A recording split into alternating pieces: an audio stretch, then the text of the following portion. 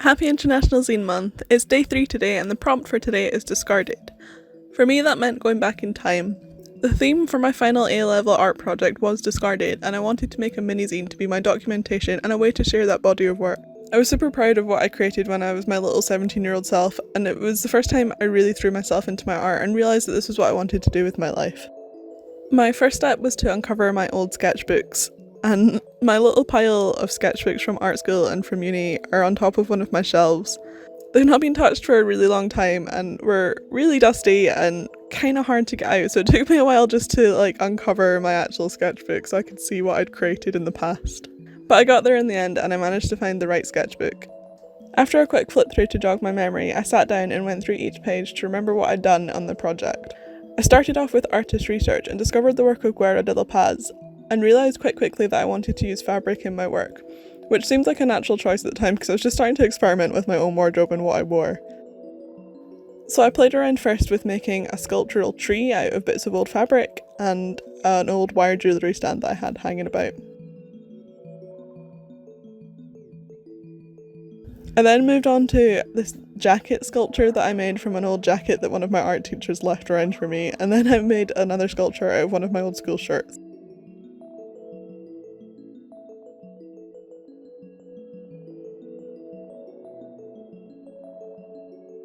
I then discovered the work of Evie Day and was quite obsessed with her lingerie sculptures. I think my horny teenager must have kicked in at that point and just went, ooh, knickers. And I made my own random art out of old pants that I had.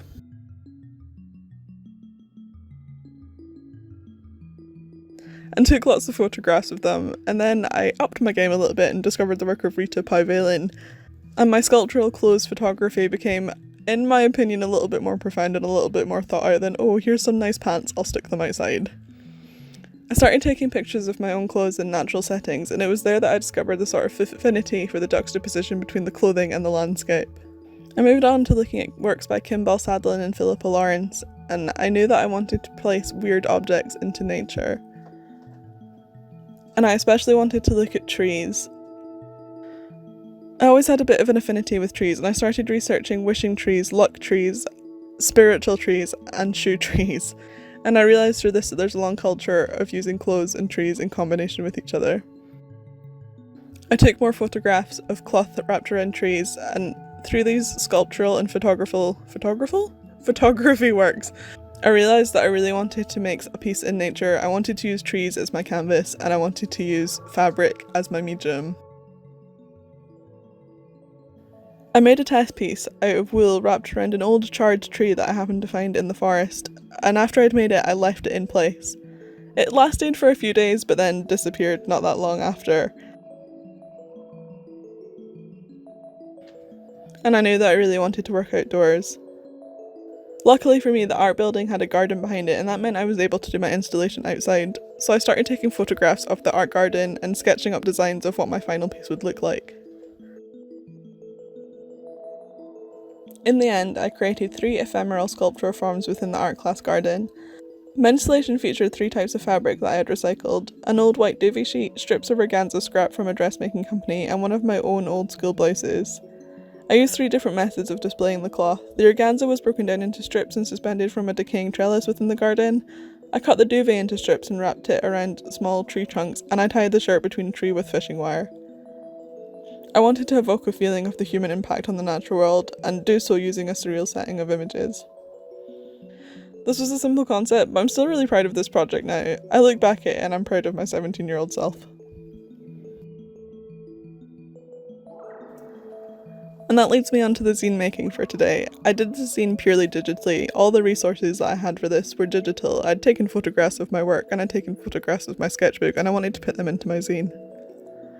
I used Photoshop to create this.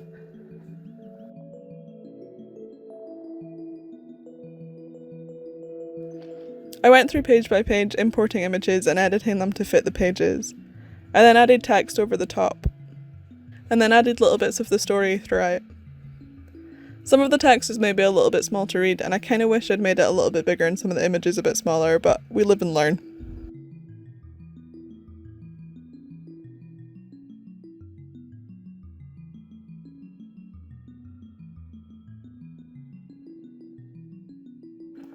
I really like the mix between creating my art in the physical space and creating it in the digital space, and using a mix of the two methods. In this case, I'd done the artwork all previously in a physical space a long time ago, and now I'm translating it into the digital to make a zine to capture the project that I made.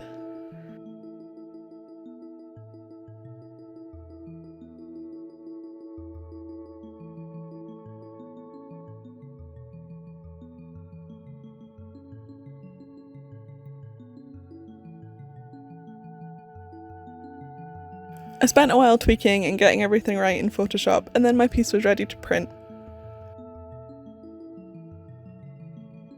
I printed off 5 copies of this zine, trimmed them, folded them, and then popped them in my store.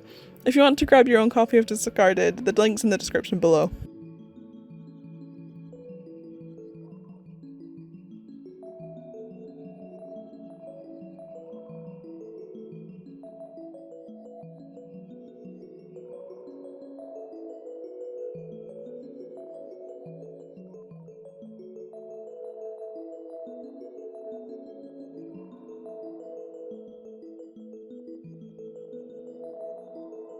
I hope you enjoyed watching this video, and I'd love to hear what you did with your discarded prompt. Drop a comment below and let me know what you made.